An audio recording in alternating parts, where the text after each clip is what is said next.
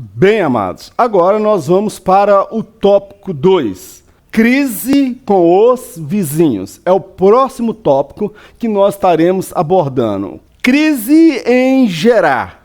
Semelhante ao pai, Isaac demonstrou a mesma falha em face do perigo. Deixou a esposa em situação de vulnerabilidade. Observa, Abraão, quando ele vai para o Egito, ele faz um acordo com Sara e fala com ela, olha, diga que você é minha irmã, porque esses homens vão te desejar porque você é uma mulher bela e vão querer me matar por causa de você. E Isaac também passa pelo mesmo dilema e tem a mesma atitude que o pai. Ele vira para ela, só que de fato agora ele estava mentindo mais abertamente. Ele estava mentindo e omitindo uma situação.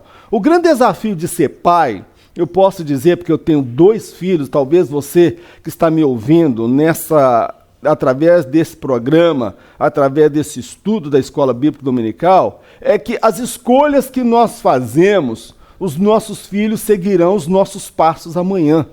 As escolhas, tanto as escolhas acertadas, como as escolhas equivocadas. Os nossos filhos poderão seguir os nossos passos amanhã. Então vamos ter cuidado com as escolhas que nós fazemos. O que eu vejo aqui, Isaac mostrando que ele também era fraco, que ele também era humano, que diante das crises, decisões erradas podem ser tomadas. Mas, amados, é isto que é preciso ressaltar. Você que é casado, você que tem a sua esposa, tem a sua família, você, minha irmã, que é casada, tem o seu esposo, aprenda, entenda esta verdade. O seu marido não é perfeito, a sua esposa não é perfeita. O casamento, ele se baseia na relação da interdependência. O que é isso? Você precisa do seu marido e o seu marido precisa de você. Você completa o seu marido nas deficiências que ele tem. E o seu marido completa você, minha irmã, nas deficiências que você tem. Casamento não é lugar para pessoas perfeitas. Casamento não é lugar para pessoas autossuficientes. Casamento é lugar para pessoas que dependem que o outro venha complementá-lo, suprir aquela carência ou aquela deficiência que ele tem. Isaac, ele passou por esta situação. Diante do perigo, ele tomou a mesma decisão do pai, deixando a esposa em situação de perigo, porque aqueles homens poderiam possuir aquela mulher. Aqueles homens poderiam tomar a esposa de Isaac, porque afinal de contas ele disse que era irmã, e se ela era irmã, não havia nenhum impedimento de alguém se interessar por ela, porque ela era uma mulher bela e uma mulher formosa. Então, meu querido, vamos aprender a ser companheiros verdadeiros, limitados, mas aceite a limitação da sua esposa, aceite a limitação do seu marido, aceite a limitação dos seus filhos, meu irmão, minha irmã, você que é filho, aceite e reconheça as falhas e as limitações dos seus pais, porque Deus não trabalha na vida de pessoas perfeitas. Deus trabalha na vida de pessoas imperfeitas. Quero aproveitar a ocasião e fazer aqui uma reflexão. Observe que um rei pagão demonstrou princípios de ética, moral e valores quando o assunto se referia à família, enquanto que na casa do Senhor muitos ignoram e até desprezam estes princípios. Observe que aquele rei, embora fosse pagão, ele tinha princípios, ele tinha valores dos quais ele não abria mão. E uma coisa que naquele povo era algo a ser respeitado, chama-se família. Quando ele observou que Isaac Algum texto na Bíblia fala que Isaac estava namorando a sua esposa. Ele percebe e falou: rapaz, você é esposo dela, você é casado com ela. Você quase que faz a gente cometer um pecado terrível, porque não é lícito aqui um homem tomar a mulher do outro. Amados, era um rei pagão, mas ele tinha conceitos baseados em regras, ética e princípios. E quantos estão na casa de Deus que não observam princípios, valores morais, valores éticos, que querem viver uma vida dissoluta, a libertinagem sexual, a imoralidade, a lascívia, namoros que não têm mais o temor de Deus, pessoas que são casadas se relacionando com pessoas que não são a sua companheira, que não são seu cônjuge, ou seja, infidelidade e adultério dentro da casa de Deus. Amados, existem princípios, existe conduta, parâmetros para se viver dentro da casa de Deus. Uma coisa que eu admiro no filho pródigo, o filho pródigo tinha uma qualidade que eu admiro, eu quero compartilhar com você. Enquanto ele viveu na casa do pai, ele observou os princípios da casa do pai, porque o pai não admitia dentro da casa dele a prostituição, o adultério, a promiscuidade, o sexo fora do casamento. Ele não levou para lá as mulheres que ele desejava, ele observou a conduta moral estabelecida pelo pai dentro da casa. Eu pergunto para você, meu amado irmão, como é que é o seu procedimento dentro da casa de Deus? Amados, existe um padrão a ser observado. E eu aprendo aqui com um rei pagão, uma visão de família. Família é algo santo, é algo consagrado, é algo abençoado. Quando a família ela erra no seu papel de educar e de passar para os filhos o conceito de valores, princípios, comportamento e ética, toda a sociedade vai sentir o reflexo do erro da família. Quando a família fracassa, toda a sociedade, toda a nação, ela sente o reflexo do erro da família. Precisamos reestruturar as nossas famílias. Precisamos educar os nossos jovens, os nossos filhos, dentro de valores, princípios, éticas, baseadas e fundamentadas dentro da palavra do nosso Deus. Prosseguindo adiante na nossa meditação, na nossa revista Escola Dominical. O tópico 2, Isaac semeou em Gerar. E eu quero fazer essa leitura, algumas colocações que eu fiz aqui. Jamais colheremos aquilo que não plantamos. Nenhuma crise, seja ela financeira, familiar ou institucional, justifica a retenção dos dízimos e ofertas. Meu amado, isso aqui é uma verdade.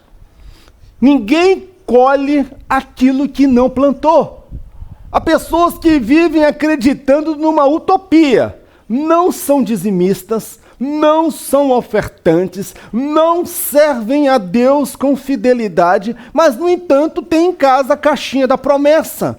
No entanto, vai atrás de profetadas e revelamentos, onde o suposto Deus e um pseudo-Espírito Santo, que não é o Espírito de Deus, está trazendo revelações e profecias, dizendo que vai dar vitória, que vai derrubar os seus inimigos, que vai jogar todos por terra. Meu amado, eu descreio disso. As pessoas colhem aquilo que planta, aquilo que ele lançou sobre a terra, aquilo que ele plantou. O seu comportamento e a sua atitude, quando chega a hora de colher, ninguém quer colher, meu querido. Isaac, ele plantou e por isso ele colheu. E em meio às crises financeiras, crises morais e crise até institucional, aqueles que aproveitam a oportunidade para não devolver o seu dízimo e a sua oferta, meu amado. A sua fidelidade com Deus, ela independe das circunstâncias. Há pessoas que usam as crises institucionais, as crises morais e as crises financeiras como uma cortina de fumaça, como um pretexto para justificar o seu erro. Não, A igreja está nessa crise aí, esse problema aí, eu não vou devolver o meu dízimo até isso não resolver. Aí você não devolve o dízimo, gasta e você se torna ladrão. Aí você rouba a Deus e fica debaixo de maldição. Porque aquele que não devolve aquilo que pertence a Deus, ele vai estar debaixo de uma maldição. Então nenhuma crise, seja ela moral, ética, institucional ou financeira, justifica, meu querido, você reter aquilo que não lhe pertence. O dízimo, ele não é nosso, ele não nos pertence. O dízimo, ele é de Deus. Amém? Na casa do Senhor. Então, meu amado, vamos ser fiéis, vamos plantar a semente, porque no devido tempo, esta semente, ela vai dar frutos. Terceiro tópico, vamos lá. A inveja dos vizinhos. As pessoas, eu destaquei aqui, as pessoas só invejam a quem julgam ser superiores a si mesmas. E é verdade, meu querido. A crente supersticioso, a crente que tem medo de inveja. Irmãos, ora por mim porque fulano está com um olho grande contra a minha vida. Meu irmão, para com isso, pelo amor de Deus, irmão. Tu é crente ou não é?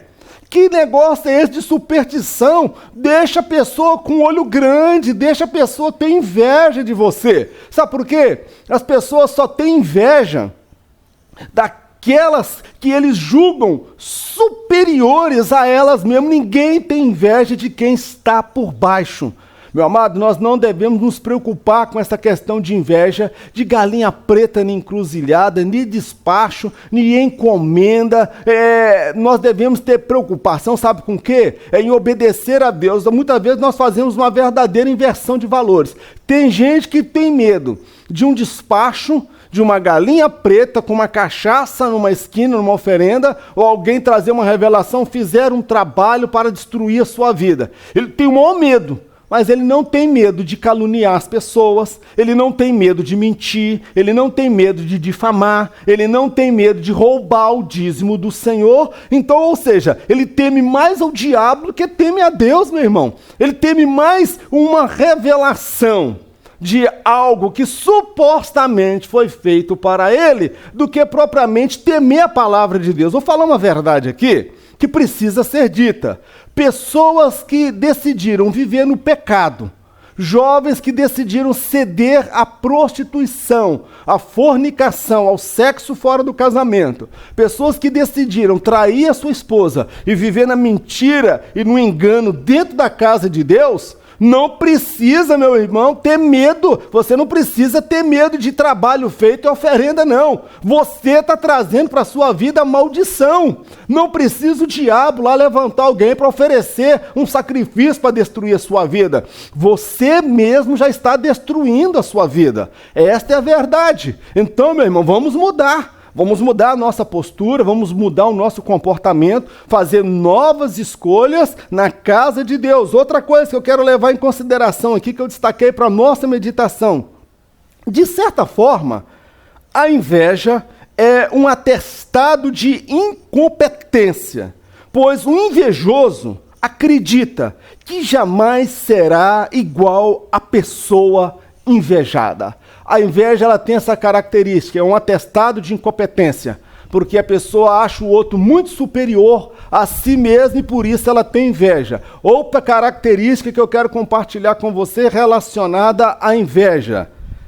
Inveja é querer ser ou ter o que o outro tem, sem levar em consideração o caminho que foi percorrido para se chegar até ali. Isto é inveja. Você querer crescer, você querer galgar posição na vida, isso não é pecado, isso não é problema nenhum. Mas se torna um pecado e uma inveja ou uma cobiça quando você deseja ser o que o outro é, fazer o que o outro faz, ter o que o outro tem, sem levar em consideração o caminho que ele passou para chegar até onde ele chegou.